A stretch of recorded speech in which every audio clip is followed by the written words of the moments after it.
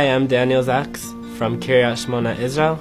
I was born in Detroit, and I'm a Lions superfan. I lived here until I was 10, moved to Israel, brought the love of the Lions with me, and now I don't miss a play, whether it's at 8 p.m. or 3 in the morning because of the time difference. We make sure to watch every game. They felt like the Jewish place to be is Israel, and they decided that we should move as a family.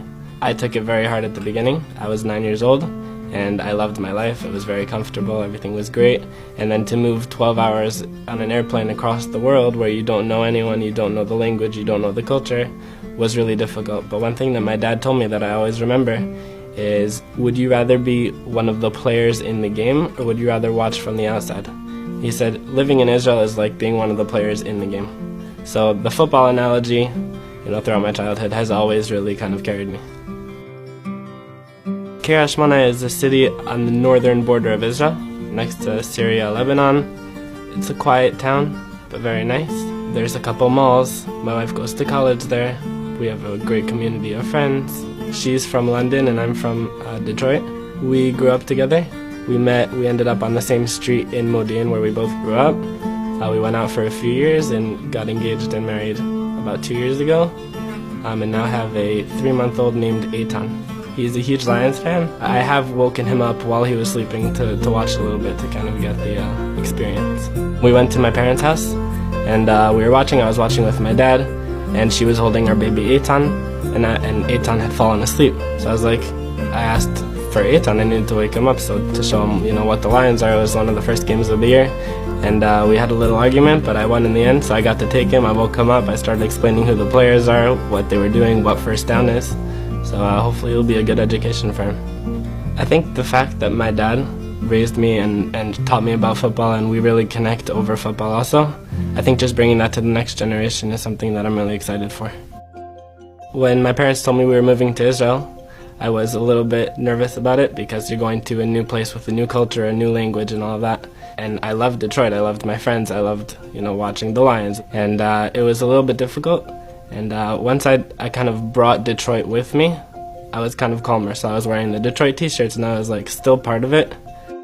In Israel, there are families from America that moved, and a lot of them are from New York. So you have the Jets fan and the Giants fan and the Cowboys fan. So it's always nice watching games with them and rooting against each other. Like in Detroit, everyone's Lions fans, so it's fun. But when you have the rivalries and the competition, it's really nice.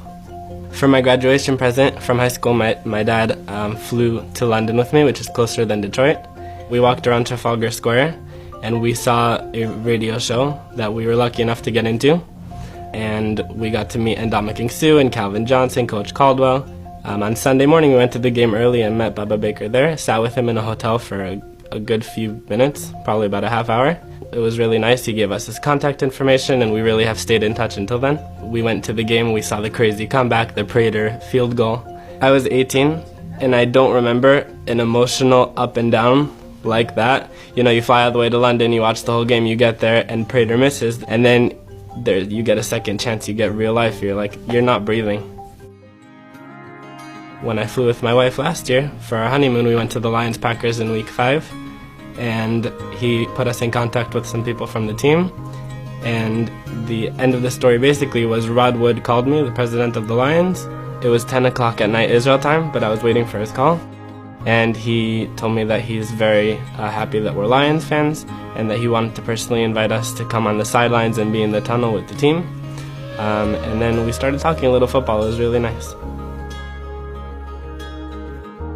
I really have always loved Stafford. The first few years when he was hurt and still trying to play through it, I think the toughness that he showed was really something that I connected to. I think a lot of Israeli culture actually is fighting through difficulties and succeeding at the end. And I think watching him grow and starting to lead the team, and now he's the veteran here, so it's nice to watch him. It's tough to see him hurt now. But I think he's definitely shown a lot of things, whether that's the comebacks or whether that's the amazing throws at the end of the game or many other things. One thing that I always know that Thanksgiving is going to bring is family time, is turkey, and is Lions football. The main difference from here is we would always do a lunch and watch the Lions at 12:30, and now it's dinner in Israel because of the 7-hour difference. So we're doing a dinner, watching the game at 7:30, And it's really nice. I think Thanksgiving is actually one of the things from American culture that is really important to me. Just the act of showing gratitude and thankfulness for all the different things is really a solid thing to do. I think the passion that I feel while watching the Lions or while reading about what's going on during the week on Twitter, things like that, is something that I would want people to remember. And the fact that I was able to somehow get into an interview with Calvin Johnson and Dominic King, somehow get onto the field for the Packers and Lions game, somehow come to this interview, and just kind of be opportunistic, I think. And I think that's what the Lions need to be doing also, is being opportunistic with the different opportunities that show up.